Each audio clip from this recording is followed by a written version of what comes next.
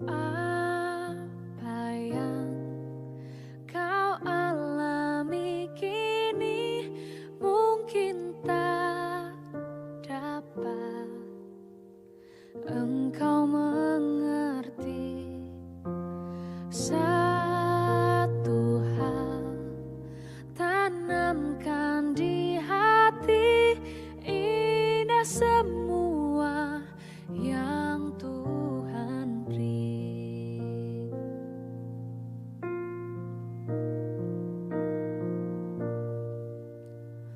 Tuhanmu tak akan memberi ular beracun pada yang minta roti. Cobaan yang engkau alami tak melebihi kekuatanmu. Tangan Tuhan sedang merendah suatu karya yang agung mulia. Saatnya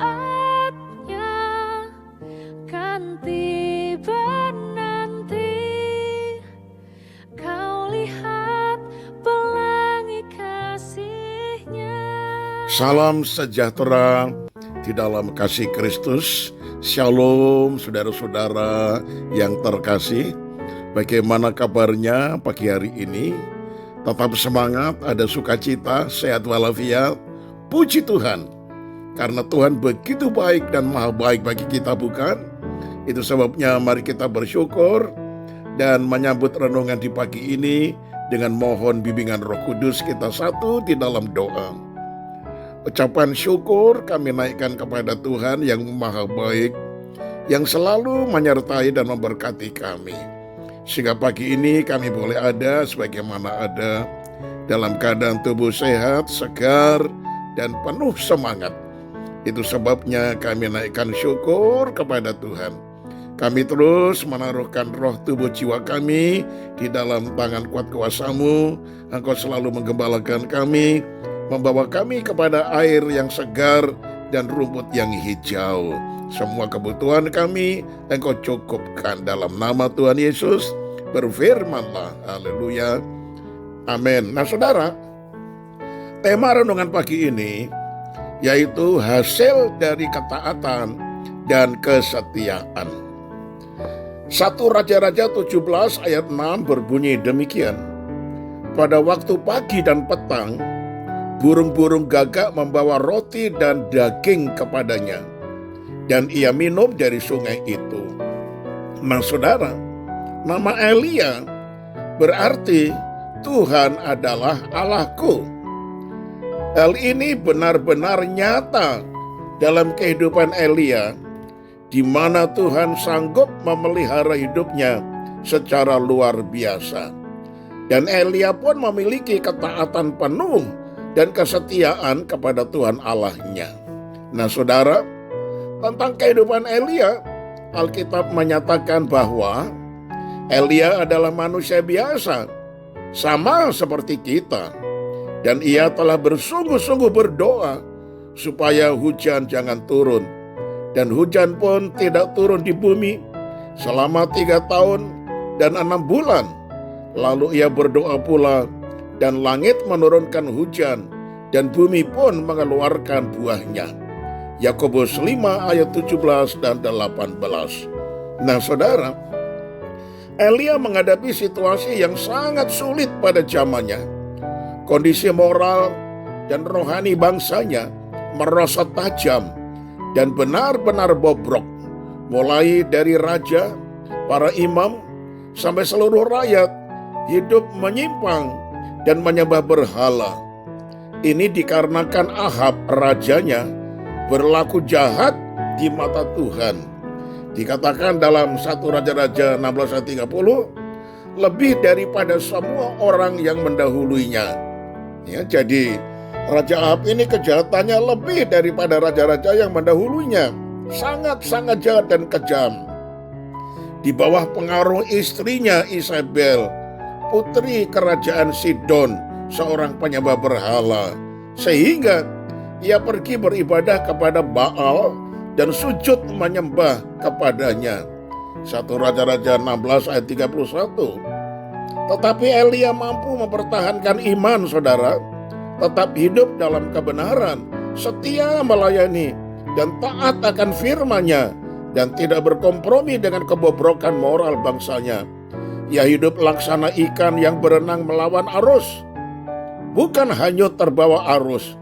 Elia tidak takut pada kekuatan politik waktu itu, berani hidup dengan tetap percaya kepada Tuhan, walau resikonya kehilangan kenyamanan dan bisa-bisa nyawanya terancam. Saudara, keberanian Elia ini bukanlah tindakan bodoh atau nekat, tetapi buah iman kepada Tuhan Allahnya yang hidup dan berkuasa.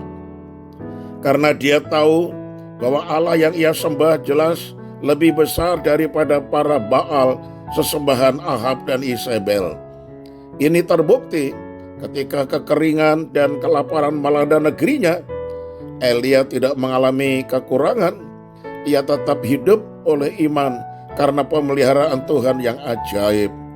Dikatakan saudara-saudara, 1 Raja-Raja 17 ayat 6 tadi sebagai ayat mas, pada waktu pagi dan petang, burung-burung gagak membawa roti dan daging kepadanya, dan ia minum dari sungai itu. Dan juga dikatakan dalam 1 Raja-Raja 17 ayat 4-5 demikian, engkau dapat minum dari sungai itu, dan burung-burung gagak telah kuperintahkan untuk memberi makan engkau di sana. Lalu ia pergi dan ia melakukan seperti firman Tuhan. Ia pergi dan diam di tepi sungai Kerit di sebelah timur sungai Yordan. Akhirnya saya tutup dengan kalimat ini, saudara. Karena kesetiaan dan ketaatannya terhadap firman Tuhan, Elia tidak pernah berkekurangan walau di tengah-tengah keringan dan kelaparan.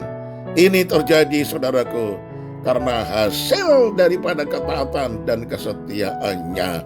Puji Tuhan. Tuhan Yesus memberkati kita semuanya. Amin. Kita satu di dalam doa. Ajar kami ya Tuhan, untuk taat melakukan setiap perintah-perintah-Mu, yaitu firman Tuhan, dan setia mengiring Engkau, melayani Engkau apapun yang terjadi. Karena Engkau lebih berkuasa dari segala kuasa apapun dan siapapun di muka bumi ini. Tiada yang dapat menandingi Engkau. Kalau Engkau berfirman, maka firman itu kalau kami lakukan dengan iman, terjadilah seperti yang Engkau kehendaki. Sehingga kami mengalami mujizat demi mujizat, kemenangan demi kemenangan, berkat demi berkat. Dan kami tidak akan pernah kekurangan apa yang kami makan dan kami minum. Terima kasih banyak Bapa, Engkau memberikan kami teladan dari seorang yang bernama Elia, seorang tokoh dalam perjanjian lama yang benar-benar sangat taat akan firman-Nya dan setia melayani Tuhan. Hingga pada akhirnya dia mengalami banyak mujizat dan pertolongan Tuhan. Segala pujian dan syukur kami naikkan kepada Tuhan. Biarlah kiranya anugerah dan berkat-Mu melimpah senantiasa di dalam hidup kami. Kami serahkan seluruh aktivitas kami, pekerjaan kami di dalam tangan-Mu. Tuhan selalu buka jalan dan memberkati kami. Tuhan, kalau ada yang sakit, tetap Tuhan jamah dan Tuhan memberikan kesembuhan bagi mereka. Segala ucapan syukur ini kami naikkan dalam nama Tuhan Yesus Kristus, Tuhan dan Juru Selamat kami. Haleluya. Amin. Shalom saudaraku. Sampai berjumpa esok hari dan tetap semangat.